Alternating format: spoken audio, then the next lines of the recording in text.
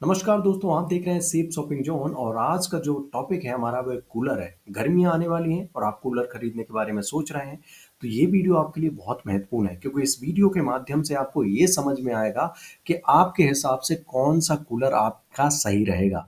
Room का size कितना है, आपको कितनी कूलिंग कैपेसिटी चाहिए, आप किस तरीके का और कैसे सेलेक्ट करें।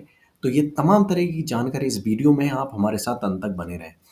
तो पहले हम आपको बता देते हैं कि हम क्या-क्या कवर करेंगे। ये 11 पॉइंट में हम इस वीडियो में बात करेंगे जिसमें आपको कूलर का आकार कैसे सेलेक्ट करें, क्या कूलिंग क्षमता होती है, कितने तरीके के कूलर आते हैं, कूलर की मोटर की क्वालिटी किस तरीके से देखें, वाटर टैंक की क्षमता कितनी रखनी चाहिए, एयर फिल्टर और कूलिंग पैड क्या होता है, पोर्टेबिलिटी क्या होता है, साथ में आपको कूलर की हम क्षमता एफिशिएंसी बताएँगे और ऑनलाइन खरीदने से पहले आपको सावधानी क्या-क्या रखना चाहिए, ऑफलाइन खरीदने से पहले क्या-क्या सावधानी रखना चाहिए।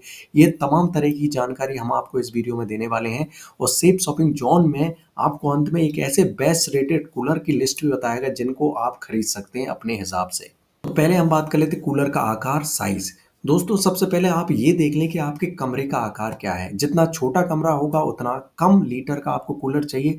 बड़े कमरे के लिए आपको बड़े लीटर वाला कूलर उपयुक्त रहेगा। अगर हम उदाहरण के लिए ये है आपके कमरे का आकार 150 से 200 वर्ग फीट है तो 30 से 40 लीटर का कूलर आपके लिए सही रहेगा। वहीं अगर आपका कमरे का आकार 300 वर्ग फीट से अधिक है तो आपको 50 से 70 लीटर का कूलर खरीदना चाहिए।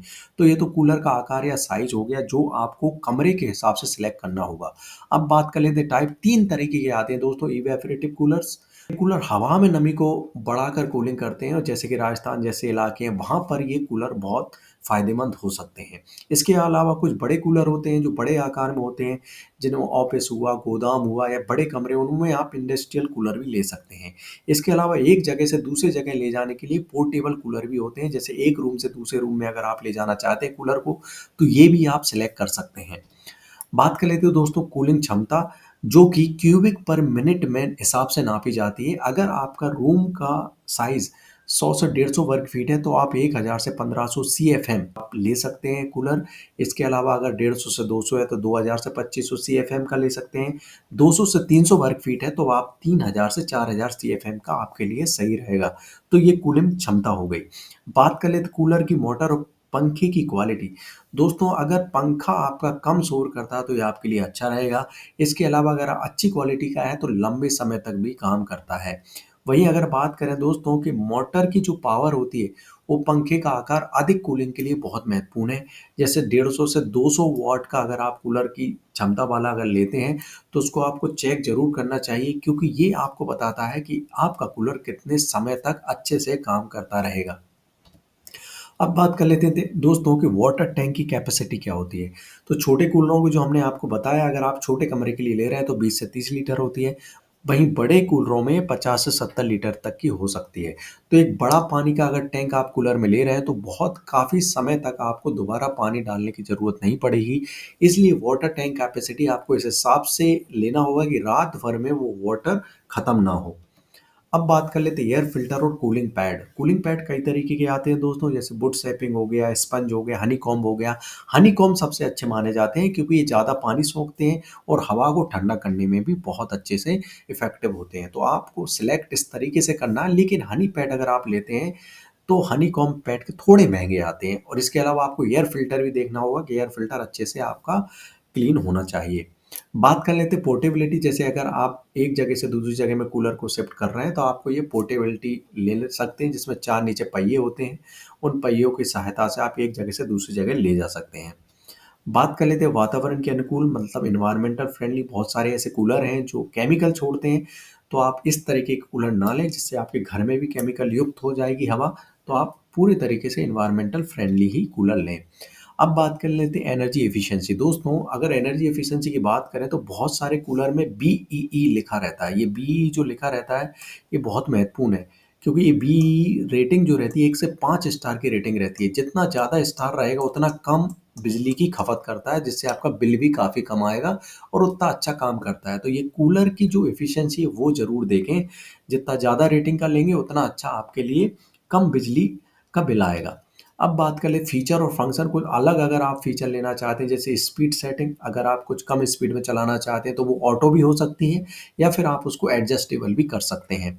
इसके अलावा ऑटो स्विंग मतलब ऊपर नीचे या साइड साइड राइट और लेफ्ट, ये ऑटो स्विंग का फंक्शन भी होता है।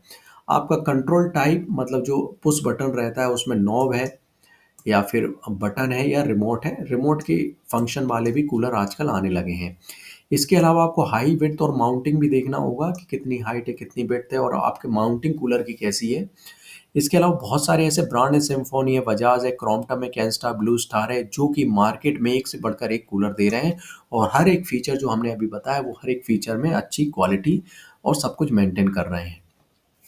ऑनलाइन अगर आप शॉपिंग करना चाहते हैं तो दोस्तों सबसे पहले आप प्रोडक्ट का रिव्यूज़ तक ज़रूर देखें। हर एक प्रोडक्ट के नीचे रिव्यूज़ रहते हैं कि आखिर कस्टमर ने क्या रेटिंग दी है, कस्टमर ने क्या रिव्यू लिखा है। इसके अलावा आप जब भी ऑनलाइन खरीदें तो सेल और डिस्काउंट ज़रूर देखें, क्योंकि सेल और डिस्काउंट में 10 से 15% का आपको मुनाफ़ा हो सकते हैं।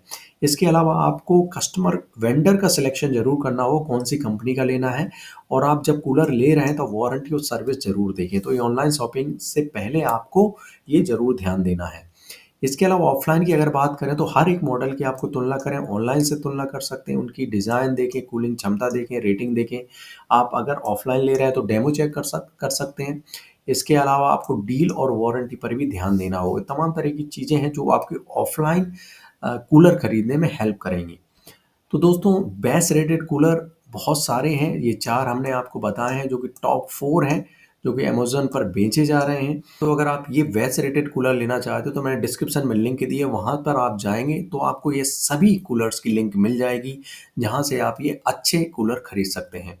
तो वीडियो आपको कैसी लगी आप हमें लाइक और कमेंट करके बताएं, क्योंकि आपका लाइक और कमेंट ही हमें बताता है हमने वीडियो कैसा बनाया है। आप नए हैं तो चैनल को सब्सक्राइब करें, उसके पास में बेल आइकन उसे दबा दें। ऐसी तमाम तरह की सेफ शॉपिंग जोन आपको वीडियो अपलोड करता रहेगा, जिससे आपकी शॉपिंग बहुत ईजी, वाइज और सेफ होती रहेगी। कल फिर एक नए वीडियो मिलेंगे, तब तक के लिए जय हिंद, जय भारत।